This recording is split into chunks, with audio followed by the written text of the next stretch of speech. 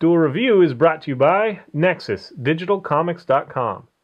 On today's Duel Review, it's Voices of a Distant Star. I'm RJ. And I'm Nick. Let's get to it.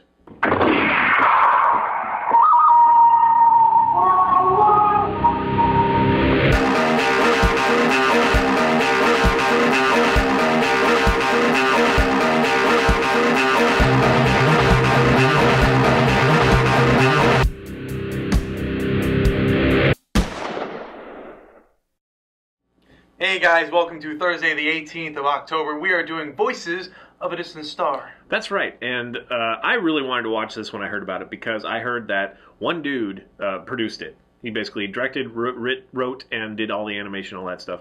He actually is a voice as well. He's one of the two major voices. His wife is the other voice. I think there's only two voices. So it's really, well, there's one other voice, like really briefly. Anyway, it is a one-man show, and that's kind of always what I wanted to do, you know, kind of thing. And plus, I heard that he did it on a G4 Mac, which is very limiting in a lot of ways. Of course, this was 2003 or 2002.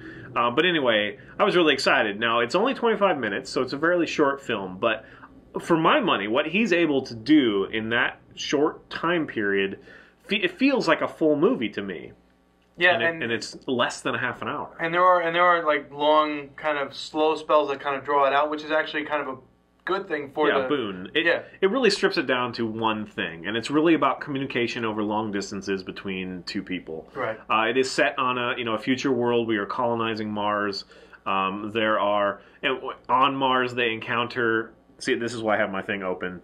They encounter the alien race Tarsans first on Mars, and the Tarsans. There's actually this kind of war breaks out, and they're basically continuing in our planets in the solar system and then beyond, trying to find the Tarsans, and the Tarsans are kind of lurking, around them. So there are two characters that we first follow. They're both on Earth. They're both like school kids. They're very young. They're 15. There's a guy and a girl. The girl's name is Mikako. Oh, well, I'm saying that right. Mikako, and the boy's name is Noboru. So they kind of split. It's like they're both taking kendo classes and whatever, and she's complaining about, the sword's so heavy and blah, blah, blah. But then very soon, she goes off with the UN, which actually are like flying mechs at this point, right, into this military force. And yes, there's some like, why is she piloting a mech when she's 15? Why would they let her do that? But suspension of disbelief, she goes off to a distant star and, to other planets. She's like, she sends a report back to Noboru about, from Mars, and it takes about, 3 days or whatever to get to him. And so there's this communication that has a lag in it, and he's still pining for her a little bit, but he's kind of going through his own thing. She's off, fighting the Tarsans. And then she goes to Jupiter, and she's like, by the time you get this note, I will have been at Jupiter, and, it'll take a month now or whatever to get to you. And so this continues to happen until they get to Pluto, and it's like, okay, well, now it's going to take 6 months, I think it was. Anyway, the idea is that their communication is going longer and longer, and because she's jumping through light speed, she's actually aging slower than he is. Right. He's got the regular years back on Earth. But they actually check each other through the phones, like that's how they get the message. And when you're sending it, it's like, will be received in 6 months, 2 days, and 5 hours. Right, which is interesting. Yeah. I wonder why they do the cell phone, though. Like, I mean, I looks think it's cool. Just like a cell phone. I mean, well, it is a cell phone. Well, that to me kind of throws me off. In the future, we have these old, 1996 cell phones. What's going on? Yeah, I mean, the fact that they're flip phones. I mean, this was done early enough that there weren't a whole lot more than flip phones, so they didn't really have the new generation of smartphones or whatever. But I really like the idea because they're literally texting each other through time and space. And I think that's kind of neat. And it is kind of a love story. And what kind of cell coverage is that?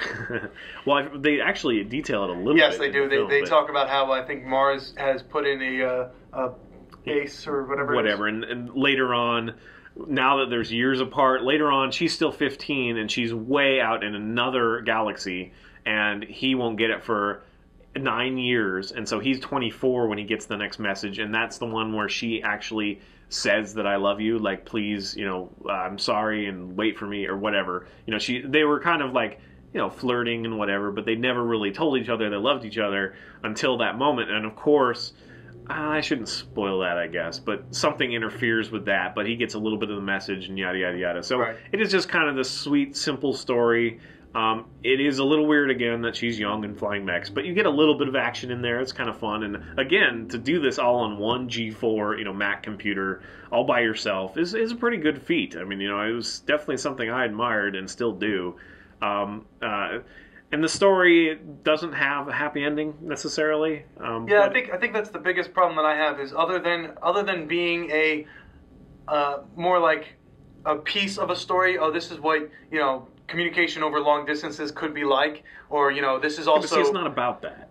It's a love story. I would think that anybody would if there's anybody that would understand it and appreciate it, it would be you. Yeah, and I do. Don't get me wrong, but outside of that, there's no real story. You don't really learn much about the Tarsons. What they're.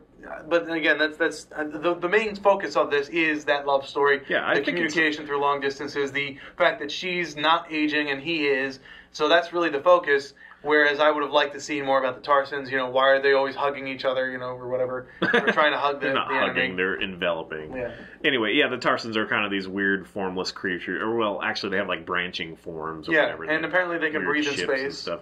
Well, yeah. I mean, there's a lot unexplained, but to me, it's just kind of a beautiful little story about losing touch with somebody. Agreed. It's really what it's about. Agreed. And again, the reason to really watch it is because it's done by one dude. Like I think he had somebody help him edit it, and he had someone do the music, which the music kind of throws me off because it's a little too heavy-handed sometimes. But a lot of anime is, so if you're used to anime, then this won't be a problem. Right. But for 25 minutes, I think it's brilliant. I think it's great. It is touted as like top 100 anime films of all time or whatever on a lot of people's lists.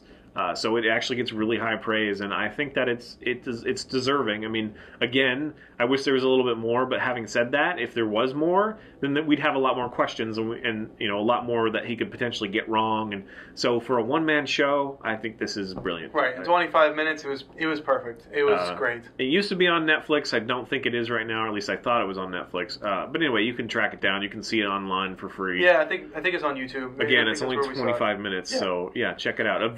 Vimeo, I think. But anyway, so it's really encouraging to someone like me and probably Nick, because we are very indie. Right. And it was literally one dude, so it was awesome. And what was that guy's name? Makoto. Why did you? Shinkai. Makoto Shinkai. That was right, Shinkai. Makoto Shinkai. So yeah, check him out. Probably way wrong. It's us pronouncing it. Yeah, it's us pronouncing it.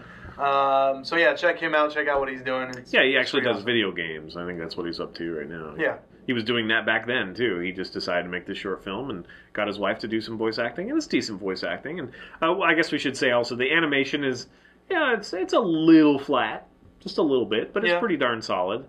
I guess the eyes feel a little dated. They feel like yesteryear, like 80s eyes. Yeah, I guess so, yeah. But yeah, it's good. The mech stuff is kind of on par with some of the stuff you see now. It's a weird kind of 3D stuff, which I don't typically like, so that hasn't, but it doesn't take me out of it. And I'm still astounded that he was able to do it solo. So. Yep, it's great. It's a great watch. I highly recommend it. So yeah. All right, go check it out. Please subscribe to our YouTube channel, Duel Review, and check out our fun playlists. Game Lab's been a lot of fun. Moonflower and Forever are great. Thank you. And please leave comments. We love comments. And you can help support us and our new digs by buying our wares at spiderwolf.com. That's right, please. We have card games and t-shirts, art print, short stories, and more to come. We've got Kickstarters on the way. See you guys next time. Bye-bye. Oh, hurrah! Your second before mine.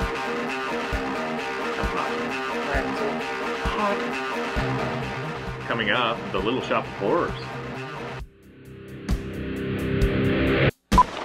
What is the name of Voices of a Distant Star, right? Mm-hmm. Voices. Oh, maybe it's from a Distant Star. No, Voices of a Distant Star. Of a Distant Star. I said maybe. You gotta wait a second. Wait a tick. Sorry, I wrote start. At least you don't have to wait 8 years and 224 days and 12 hours. I'm still not used to his smells. You know how you meet somebody new and they just got different smells? They've got like different body wash or different deodorant or whatever, and it just takes you a while. My smell? Yeah, your smells. I'm still not used to them. And do you use, because I had a friend that used this certain soap. I use Irish Spring. That's probably it. I bet you that's it. I bet you there's something in there that lingers. Because that's a very similar smell to that stuff that they put on it. That's... Well, I like Irish Springs. And you're Irish. Shouldn't you like it? Yeah. So there you have it. I smell bad because he's racist against his own people. Irish Spring does not come from Ireland. How do you know that? It's actually racist towards Ireland. They're like, oh, an Irish Spring. Smells so good on your skin. Like, what is that crap? They probably don't even know what it is over there. Probably not. They encounter an alien race called... The Junshins. Just a minute. What the fuck is it?